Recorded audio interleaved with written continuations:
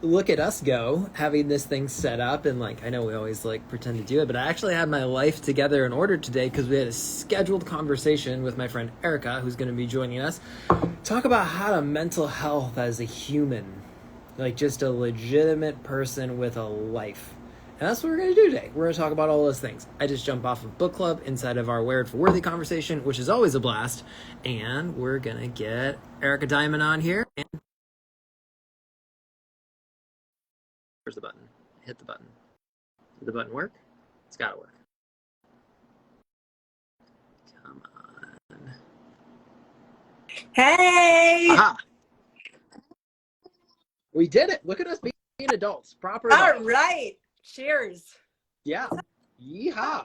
Cheers. How are you? I'm peachy. How are you? It's like in the South, I'm in Florida.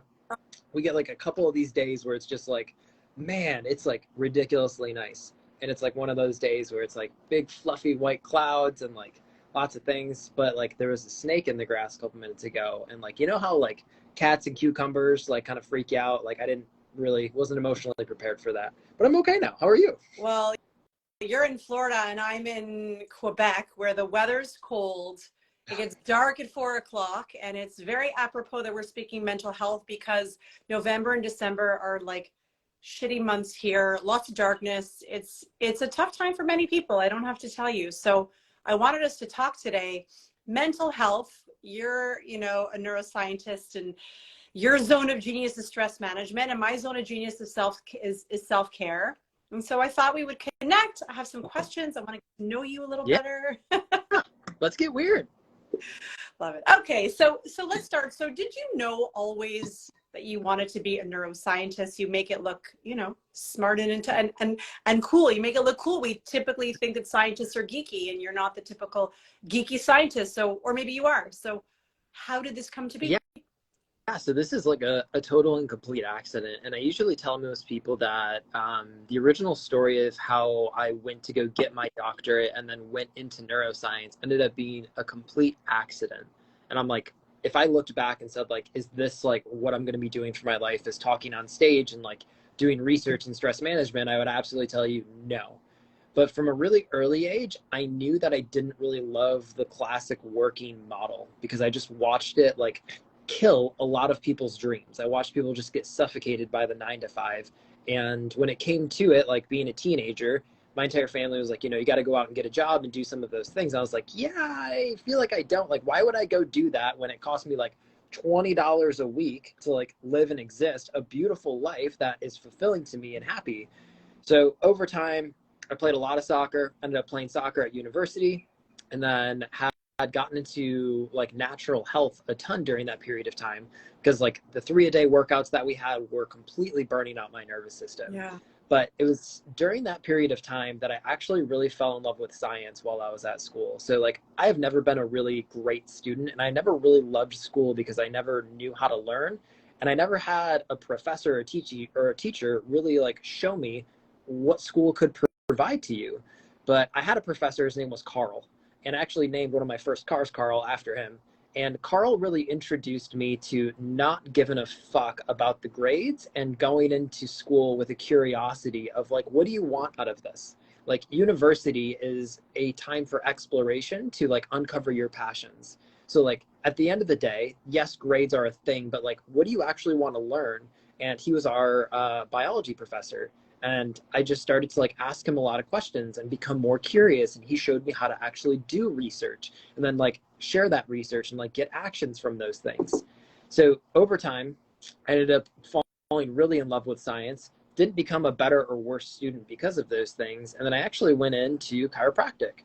So I went into chiropractic school and then life kind of got turned upside down in a series of about 6 months where I lost my physical health because I had been hit by a car riding my bike. Lost my mental emotional health when my best friend and my dad, who lived down the road from me in Atlanta while I was getting my doctorate, passed away and had committed suicide out of nowhere. And that was like a huge taste of mental health on top of the depression that I was already experiencing from my physical body in my early 20s falling to pieces. And then a couple months later, discovering that I was going to be a young single dad and trying to understand how to do that with no job, no finances, no stability, none of these different things. And that was where I started to do, therapy. And I was like, therapy is supposed to make you feel better. And I was like, it wasn't really working for me. It was the right tool at the wrong time. And this was at a period of time where you can start to go into different specializations in school. So I started to go into something called functional neurology, which really started to look at how the brain organizes the body and how those systems kind of integrate into your experience of life and reality and how you move through that. And we started to talk about perception. And I was like, you can have the same experience, but perceive it in different ways, just simply based on your state of like neurological stress. I was like, that's insane. And I'm like, oh, well, what about people that have had massive amounts of trauma that have used that trauma as fuel to like uncover their purpose and passion? And I started to mix those things. And then I started to redirect my field because I fell so in love with the potential of all of those things. And over time and over experience, I just allowed it to consume me. So as time progressed, as things went forward, I just allowed myself to become more immersed in neuroscience. I continued my education while getting my doctorate with all of these different schools. Emory University was right down the road from us, so I started to go into some of their neuroscience conference, started to do online classes. Yeah, I started to do everything. And that's kind of what led me into this world. And even today, like I still take classes in neuroscience and continue my education in that and continue doing biometric-based research for stress management because I just love it. And it was the one thing that was the life preserver when it seemed like nothing else was going to work for me. Amazing. So what stress management for me, the way you study it, I study it as a yoga and meditation teacher. Yeah.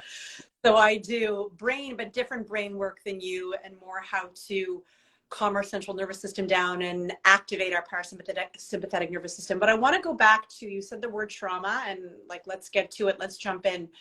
You openly speak about your trauma. How have you helped yourself heal, and what were some key strategies or helpful tools that guided you? You were struggling with your mental health, single dad. How did you get through it? Like that must have been a really challenging time for you. Yeah, it was an absolute trash fire. And like you learn geometry and you learn how to like understand governmental economics, but like what about like taking care of yourself? Like how do you get proper sleep? So when I started to look better into these systems, I tried to find like silver bullets that would take care of everything all at one time. And unfortunately, that the way the nervous system interprets stress and perceives those things, there is no like big thing that you can do. But there's compartments of stress that turn into overstimulation, that you can have macro events, which turn into large T trauma, mentally and emotionally, the same way that if I get a paper cut, it's not going to overall affect my physiology. My whole body's not going to have an impact. But if I got hit by a car, that obviously is a big trauma to my physical body.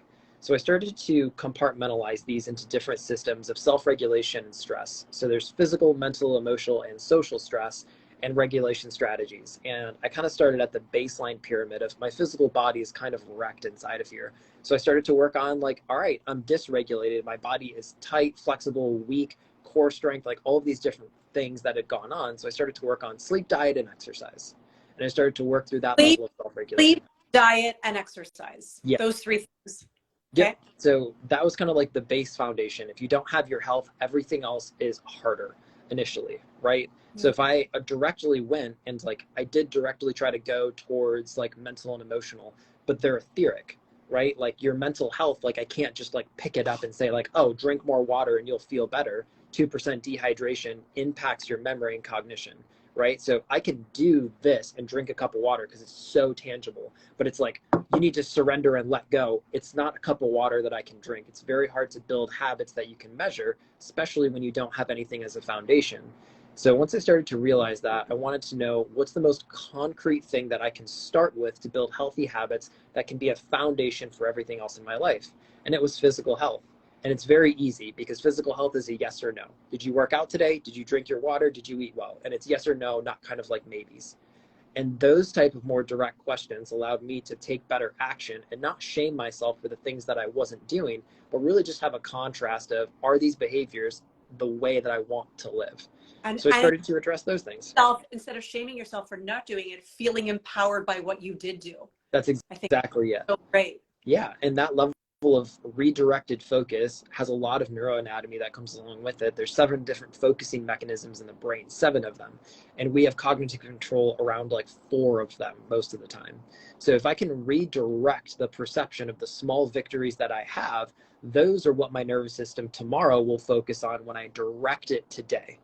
So the small 1% changes that I was making of like, I drank my gallon of water today. Some people would say, oh, good for you, like you drank your water today. But I celebrated that as if I had just discovered fire, right? And I was like in the caveman, I'd be like, oh my gosh, good for It's a me. win. And over time, It's a win. We need to honor the win. yes, It's a win. yeah, you absolutely have to. So stacking up those things with those behavioral habits that I knew I would be able to witness a change in over time physically. I could feel myself getting stronger. I could see it in the mirror. I could see myself just getting happier by having habits and routines, because the number 1 trigger for anxiety is uncertainty. But every single day I knew I was going to go for a walk. I was going to stretch for 10 minutes. I was going to drink Dr. Chris, hold on. You're sharing so many important things. I want you to stop. You said something that I'm sure everyone, you stopped me in my tracks. What did you say? The biggest trigger for anxiety is uncertainty. Uncertainty. Wow. That's like its own conversation piece. It is. We all know what it feels like to feel anxious, worried, nervous, stressed, overwhelmed. Uncertainty. That is a trigger for many people. I know it definitely makes me feel anxious. Yeah. That's huge. And that's I think what the brain is trying to do all the time. So your brain is a meaning-making machine that is constantly looking for predictability, right? So it takes in your current stimulus, your current situation, and then it compares it to the past in order to predict and mobilize energy for the future. So if you have a lot of trauma in your past, the sensations that are mirroring that in your present get compared to that past, and then we mobilize that energy typically to have a trauma response for what to anticipate for the future, which most of us experience as trauma and anxiety, right? So if we can grab that information and before we compare and create that contrast unconsciously, we can put systems and implementations in to recognize that this can be stressful, but it doesn't necessarily have to be. Now we're changing the models of reality at the core, right? Using behavioral neuroscience to really say, yes, this was stressful, but is that actually true anymore? And this is what you start to get into, like mental self-regulation. Oh, yeah. That mental bucket is all about building predictability and certainty around how things were, but not how they can That's be. I teach all that stuff when we have limiting beliefs. I do an anchoring exercise with them called thought challenging, right? So is this even true? I feel like a failure, or I'm never going to get that job, or this is never going to manifest for me. Is there proof? Is it even real? Is it even true? And can we challenge the thought with a more positive thought? So it's our brains just, I find, can be kind of our best friends or our worst enemies if we're not intentional with our brain, right? Yeah. And that's exactly what it is you have that 3 pounds of meatloaf, which is the most complicated supercomputer on the face of the earth, that we all have the due diligence to build a blueprint for, that none of us have any systems or strategies out of the box on how to do it. But if you can start to understand that the fastest way to regulate and rewire your nervous system is through the habits and routines that you create, and looking at habits and routines, habit trackers, journaling, having conversations, healthy community, you'll now start to build out a blueprint for when you get stressed, when you get triggered, and then how to return back to home, which is that feeling of grounded happiness, peace, and prosperity, where things just make sense. Amazing. So let's talk about those, a few of them. So one of my questions is on journaling. So a book that I published this summer is called List Your Goals Journal, 100 Lists to Inspire, Motivate Your Growth. And it was a #4 bestseller in self-help on Amazon. That's amazing. August.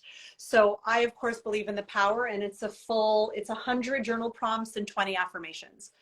So talk to me about that. I want to go through a few things: morning routine, journaling, self-care. So talk to me about the power. I know you speak a lot about journaling, and of course I'm on board.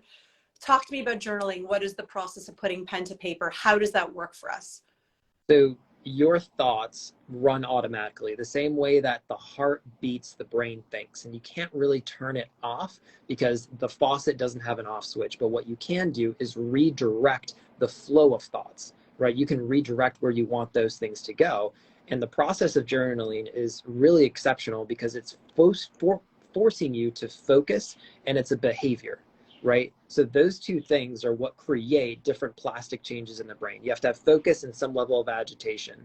And when you slow those things down, you can only write so fast. You can only type so fast, but you can think way faster than those things. So when you start to break it down, what journaling and typing or whatever you're choosing to do is you're giving yourself evidence for what is actually true and how it's making you feel. Because the negativity bias that happens in the brain is 7 times faster and has a 10 times larger affinity for negativity, Yeah. right? And most of us just allow those things to pass by because we can't turn off thinking. But what you can do is better address it. But it's very hard to just think about thinking, right? That's called metacognition. And it's a skill that we can very much sharpen through meditation, through mindfulness activities. But one of the best things that we can do is have evidence of what that actually is. And journaling is one of those just beautiful things that allows us to say, this is what's actually going on. And the point of journaling is simply to leverage clarity in language, right? How am I thinking and feeling about my own life right now? What does that actually look like? What is this telling me about myself? What's the story behind the story? And to do that in a way that allows you to be honest, truthful, and vulnerable with only you, that's what matters at the end of the day. And then over time, what it builds up is this beautiful index of the good and bad days that you've experienced. And then you can use that index to have better triggers and trends for, oh, well, I spent time with this friend and man, it really stuck with me. Like I felt really empowered after I had these conversations. And it wasn't a very easy conversation because I felt a lot of contrast to the way that they were living their life, which made me feel judged about the way that I was. And then over time, you'll build better language for how you interpret yourself, which becomes infinitely more powerful because, like somebody had just mentioned, you turn on the limbic system, and if you can tie in an emotion with a behavior, that is the fuel that drives you to have plastic changes at an exponential rate. Absolutely. You want to start exercising more. One of the cues is to lay your clothes out the night before, so you're more inclined to exercise in the morning. So what happens? You lay your clothes out, they're staring at you in the morning, you exercise, you feel better. That's the feedback loop. That's the loop of getting or worse, right? We can, the same way that we build habits to improve are the same way that we kind of get off course sometimes, right? And journaling the same way, I try to make as many of the things that I do evidence based, that not only can you use like science to say this is why this works so well, but the same way that you get better sleep or you exercise and you start to notice, oh, I'm more flexible or I have a more toned body, or wow, look at, like, I've been doing this for a while. Journaling is one of those beautiful things too, that if you're writing or if you're using an application, you can look at these things and say, man, I've been journaling for like 7 days straight. I have a whole book of my life here. Like, how cool is that? And you can watch yourself evolve and change. Like, I commonly go back to old journals and I'll open it up and go, who was this kid, right? Like, look how far I've actually come during this period of time.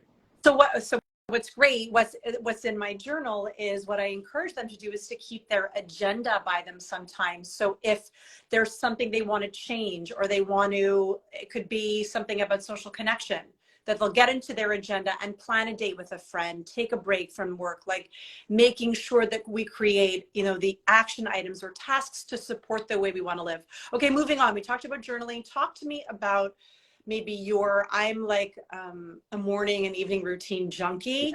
I have my things that I do that make me feel good, that make me wake up in energy and abundance. Do you have a morning routine? Do you have an evening routine? Yeah, for sure. These routines that turn into rituals. Talk to me. Like I speak your language, so everything you say. Yeah. I feel that it's science and it's true. So talk to me about evening and morning routines and what do you? Morning routine for me, the big intention that I have is to implement, right? And at the end of the day, the big thing that I want is integration. So implementation in the morning, how can I take action? What are the things I want to take action on? Typically, these things are booked out with goals that I set on Sunday. And then at the end of the day, it's integration. What did I learn? How did I think? How did I feel today? And then I put behaviors behind those intentions, right? Because intentions, yes, they're important. They create mental and emotional safety, stability, and predictability, right? That certainty aspect comes back. But what really matters at the end of the day for moving the needle is taking action on those things. So today, for example, one of the first things that I do when I wake up in the morning is I have 3 non-negotiables that are the areas of my life that I know if I do consistently will make a healthy change for the way that I am living my life. And that's movement, mindfulness, and education, right? So every day, I do all of those things. So the movement aspect of this, I have a rebounder that's behind me on my back porch, jump on the rebounder for like 2 or 3 minutes. And then I start to go into like a yoga flow, if you want to call it that, but I just start to open my body up, right? It's been stiff from laying down and sleeping all night. So I just want to open it and be gentle with it. And I do that for 5 to 10 minutes. And then after that, I'm usually pretty awake. I start to drink my water. And at that point, I break out the journal and I do a big exercise, BIG. And the BIG is really helping me gain clarity and leverage the intention that I'm going to set for that day. So wake my body up, start to drink my water, don't make coffee yet, but I sit down with my journal and I write out BIG pretty much every single day, or I put it on a sticky note. The B stands for what do I believe in the external world? So I'm setting the external world and the expectations that I have for the world outside of me today. Okay. How do I want to see the world? What do I believe in it, right? And I write that down in a very simple statement. Today, I wish to see beauty and just exceptional things. I want to connect with nature, right? Whatever that may be, I want to feel a sense of peace as I move through the world today, right? And then I set an intention. How do I want to experience it? Intention, like today, I will not get wrapped up in negativity. So if I encounter negativity, I'll walk away. It can be something like that as well. That's exactly it. Yeah. And the more that you do it, the more you'll better learn what works well for you. So if at the start of this, you just recognize that there's contrast for like avoidance of things, beautiful, avoid those things, right? Like if I know that gluten makes me like bloated and gives me brain fog the next day, I'm going to like do it with a grain of salt. So like, okay, to avoid gluten is probably like a healthy thing for me. But the same thing of like, if I interact with this person, or if I interact with this environment, or if I spend more than 10 minutes on social media, I join into like the shame train, right? And now I just feel like trash. Great. My intention today is feel connected and inspired the way that I move through space. And that kind of moves into the I, which is the intention of how you want to feel and operate. And then the G of that really just stands for gratitude. What is something you're grateful for in the past, grateful for right now, and something you're looking forward to in the future, right? And those different systems and models are based on the science of predictability. So when you look for gratitude in the past, it makes it easier to find gratitude in the future.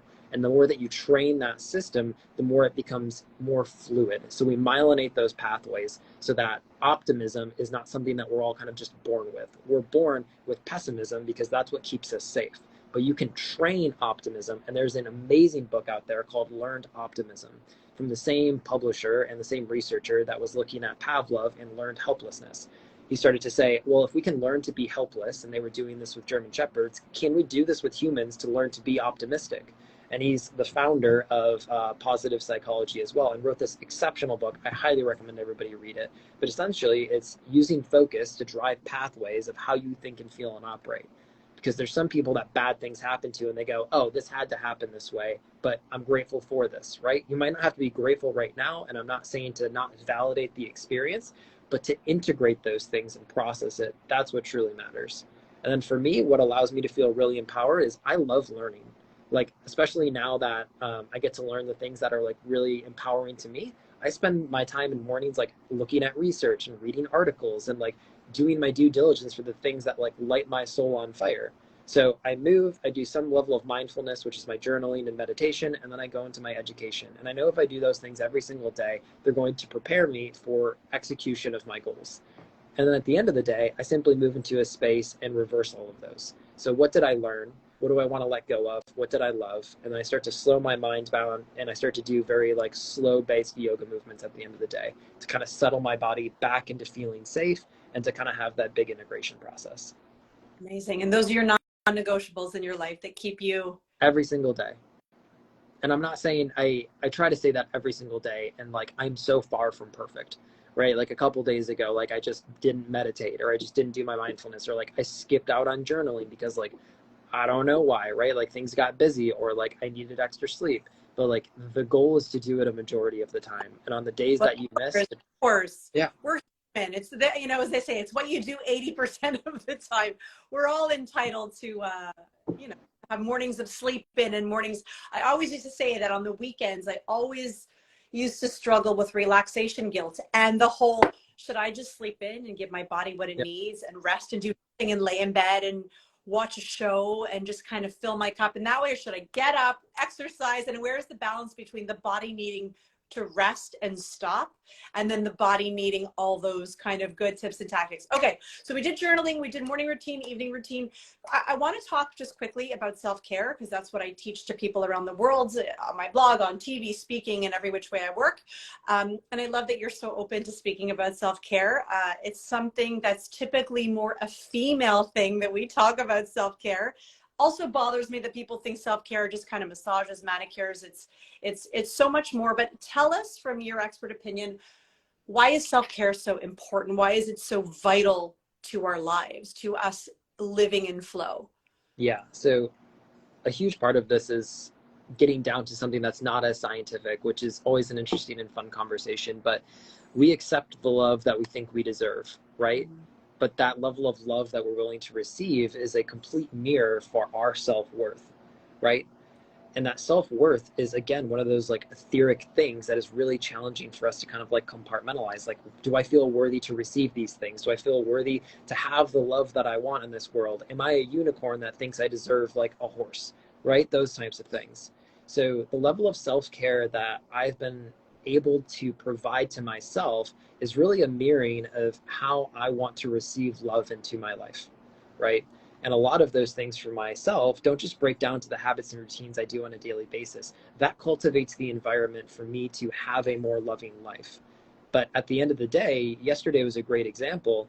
I take myself out on just a solo date pretty much once per week, like clockwork. And that's exactly what I did yesterday. So like I'm still a single parent, and my daughter's spending some time with her mom for a couple days. So took myself out and had a glass of red wine, and I read a book completely by myself because I'm worthy to have that time and I enjoy the company of myself. Yeah. So like that's a huge part of self-care as well. And then also making time to like go out and get massages, or like going out and like having self-care routines that like make me feel good to be who I am and how I am.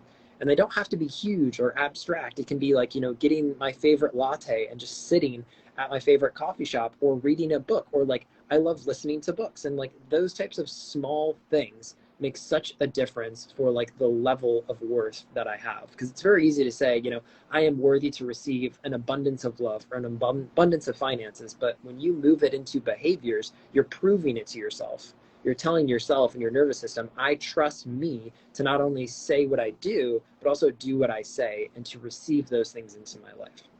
I think self-care is also, in the way that I speak about it and teach it, is sometimes things that are not so pleasurable in the moment, but that lead to our long-term gain. So sometimes like diving deep into our finances and looking at an ugly situation and making a plan to pay off our debt, or breaking up with a toxic friend, or defining our boundaries at work and deciding I'm not going to be, my boss isn't going to step all over me. I'm not going to work till 11 o'clock every night. So sometimes those dark, difficult things are self-care. I say, like, make no mistake, it doesn't feel as pleasurable as a massage, but they are those habits, being disciplined for yourself, going to bed early, shutting off the TV and saying, I'm going to put a meditation in my ears and go to bed early. Like, all those things are all part of self-care. So just talk to me. It's 1 o'clock. What's your timing? You have a few more minutes? Yeah, I got about 10 more minutes. Fantastic. Perfect. I have till 1:15. So great.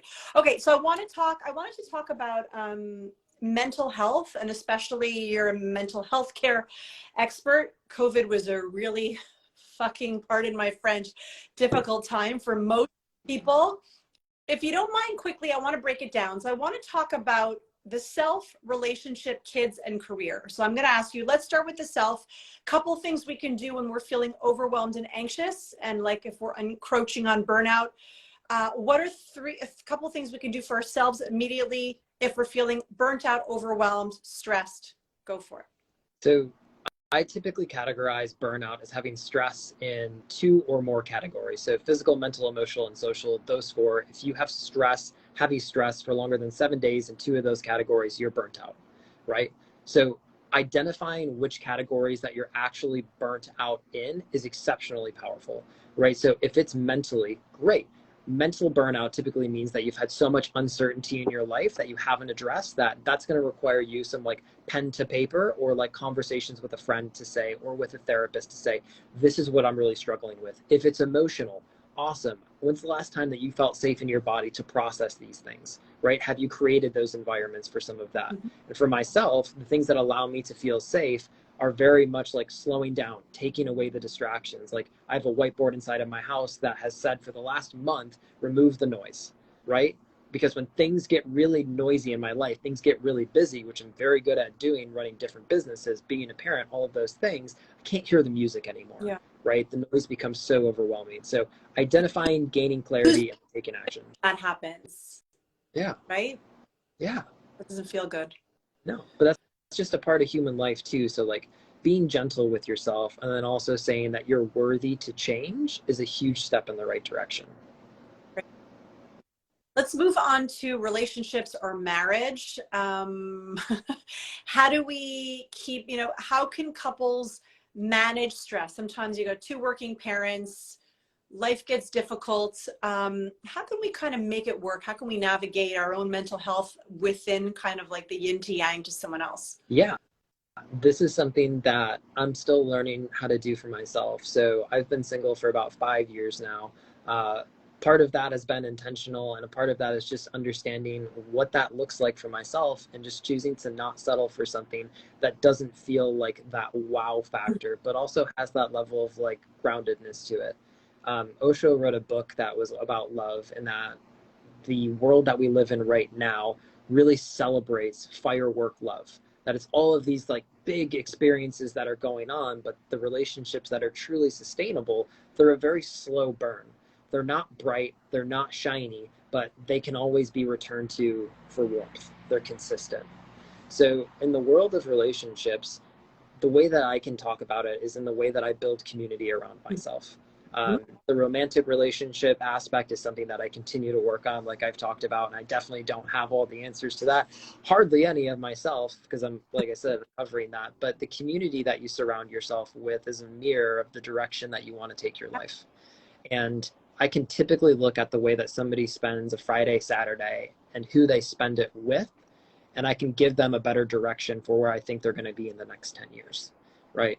So a huge part of the relationship aspect is really looking at, are the people in your life and the way that you communicate with them, are they constantly complaining or are they constantly celebrating? Are they contemplating? Are they looking at drama? Is there a social circle that you're a part of that talks shit about each other, right? And then when I really took a deep look at some of the circles that I was in a couple of years ago, I just had to say these are old relationships that no longer fit my new paradigm. And I lovingly and respectfully had stepped away from them because they just no longer served the direction that I wanted to take my life. And that part is hard, Really but the people, lonely. I don't like, it feels lonely yeah, sometimes because as we grow and evolve, you're into education. I'm constantly doing a new certification, new educational yeah, piece I could be learning. But as you're trying to evolve, and if not everyone wants to evolve, I have learned some people are very comfortable on their perched fence and don't want to learn. And that E piece of education or whatever you call it, there it doesn't float their boat, yeah, So you sometimes what I have learned, I don't know about you, is I spend a lot of time alone because of that, because I have to preserve my energy. That's my self-care gift to myself. And so I don't know what the viewers watching, but that means being alone a lot yeah, sometimes because I, like you, I'm an only child. I love my own company. I don't need anyone. My company feels great. I can take care of myself perfectly well. And so I'd rather be alone than be in a lunch date or a get together or something that feels kind of energy zapping, right? yeah. Most people try to go scuba diving in the kiddie pool. They're looking for depth, but the environment can't support it. Right. Yeah, true. Okay, so that was relationships. Let's move on to our kids. You're a dad, you can talk to this. Mental health for our kids, especially. I know I watched two teen boys struggle, and that was a really difficult time. How do we navigate mental health and our kids if they're struggling? What are some things we can help them with? Yeah, so depending on the age of like the child, my little girl is 5.5 now, which is like what the heck. But the big thing for kids and like children of that age is their goal is to find boundaries, which means they have to push on them, which means that they're going to be exceptionally frictional to the parents, right? And they'll continue to push where they don't have clear guidelines, where they don't have clear boundaries. So some of the best things that you can do for your child is the best things that you can do for yourself. Have a schedule, know what to anticipate, create anticipation and like metrics for them. Like my little girl knows like Tuesday, Thursday, Saturday, we get the TV out of the closet and we have movie night. But those are the only days that we have that technology that's out. And then on Monday, Wednesday, we go out after school and we play games. And then on Fridays, we go out and we have dinner together and we have those types of things. So she constantly knows what to anticipate and what to expect, even if it's just creative time. Yeah. And a, Yeah. and a safety net, like a feeling of safe, of rules and boundaries, and that works for you. That's exactly what it is. And there are going to be times where kids have big emotions, huge emotions, right? And it's not our goal as a parent to help them unpack those things. It's our goal as a parent for them to learn how to do that for themselves, at least in my interpretation of what I think it means to be a parent. So when my daughter has these big emotions, my goal is constantly to make sure that she feels safe in those emotions. And that's it, right? And I'll ask her, do you need hugs right now? Do you need space together but alone is one of our favorite things, right? She'll tell me that all the time. I need space together but alone. So we'll go sit in her room and she'll do her own thing and I'll sit in the corner just so that she knows that I'm there. And then eventually when she's ready to talk about it, we talk about it. And we have a sticky note system too, so that if she has big emotions and I ask her, is this a good time for you to talk about these things? And she'll say no, she knows to get a pink sticky note and she puts it on the front door, right? And we cannot go to sleep if there's sticky notes on the door. So at the end of the day, we sit down together, we drink peppermint tea and we talk about our day and we unpack those things. And I ask her, what is something that you loved about yourself today? And we do this pretty much every single night before we go to sleep, which helps her not carry over some of the stress and angst that we have from today into tomorrow, so that she's constantly get all out of our bodies so that we're kind of fresh and clear the next day. Absolutely. Amazing. Okay, so let's move on to work because I'm trying to be mindful of our time. And then I have quick like a couple of rapid fire questions. And then maybe if you ask a question. Okay, so let's move on to career and work. That was the fourth piece. Any work life healthy boundaries around work? I speak a lot about boundaries. So anything like if you feel yourself invading your own personal boundaries of work into personal, how can we navigate a stressful work environment, a stressful work life? Yeah, this is a huge part that I talk about at corporations all the time, is that you have the diligence to do your work at the time of that work. But because we all work from home now, you need to have technological boundaries established as well, time-based boundaries, so that if you work a 9 to 5 or you work specifically on projects, wrap them in time, so that when that time is done or that project's complete, that the people around you, and especially upper management, your boss, your corporate workers, your HR team, knows what to anticipate from you. And this is the biggest challenge that we face right now, is most of these companies and corporations are used to having people on call 24/7, 365, pick up the email. I don't care that it's 11 o'clock at night. We have to break that system down because it's so unhealthy and it keeps people on edge, right? They're always worried, always frustrated about some of those things. But we have two approaches. We can go top down and we can bring management into these new aspects where we can have higher levels of performance by giving them time-bound exercises, certainty, predictability, and then defocusing breaks, which is huge. And to say, great, I'm not going to contact you. And if you contact me, honestly, you can't get a hold of me because I block all these apps after 3 p.m. because that's time for my family, right? Respectfully, if you want to pay me overtime, you're more than welcome to do that. And people are getting more brave to step into that space as well, which is awesome. And teaching upper management and corporate offices that, hey, if you want to pay these people or support them in that way, the reason your turnover rate or people continue to leave is because the environment is draining them. They're exhausted and they're burnt out.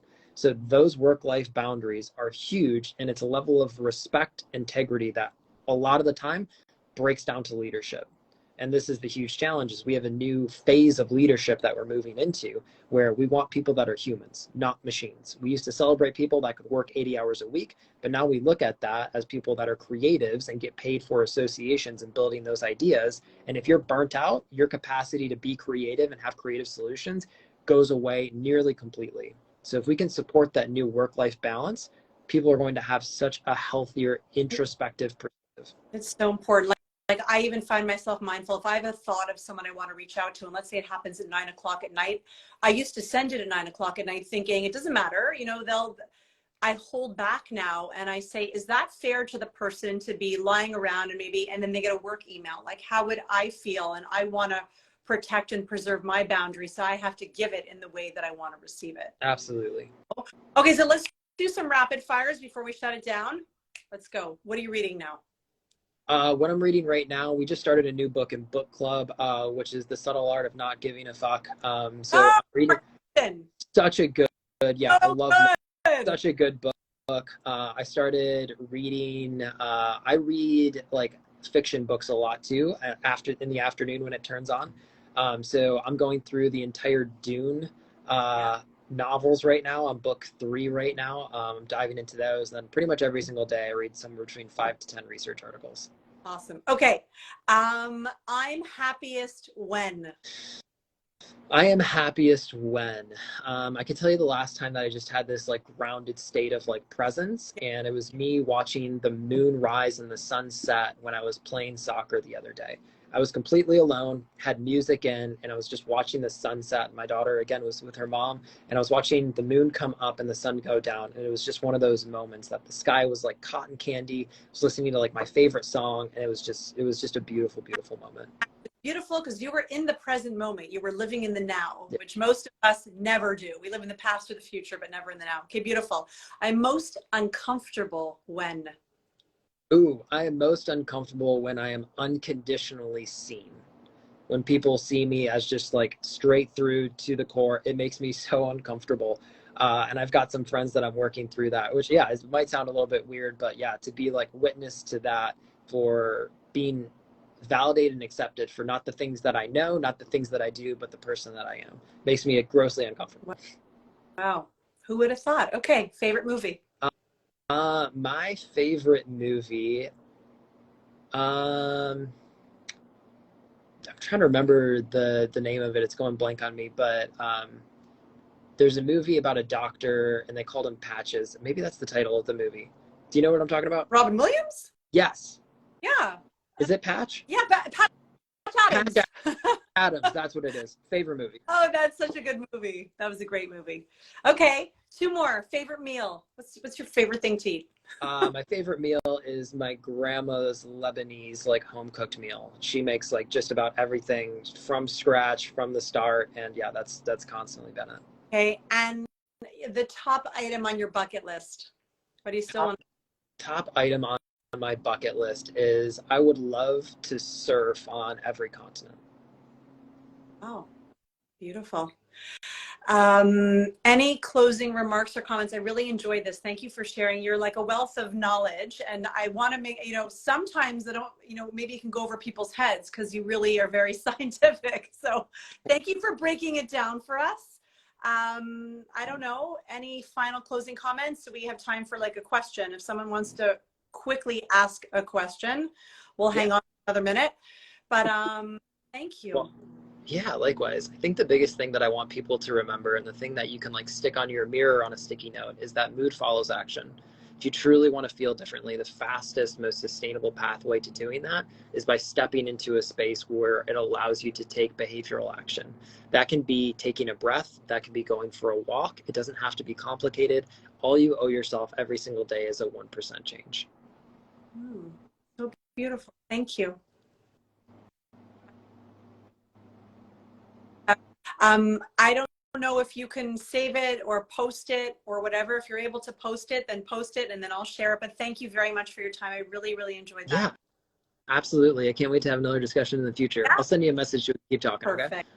Okay? Have a great day. Thank you. Take care. Bye. See everyone. Thanks everyone for joining.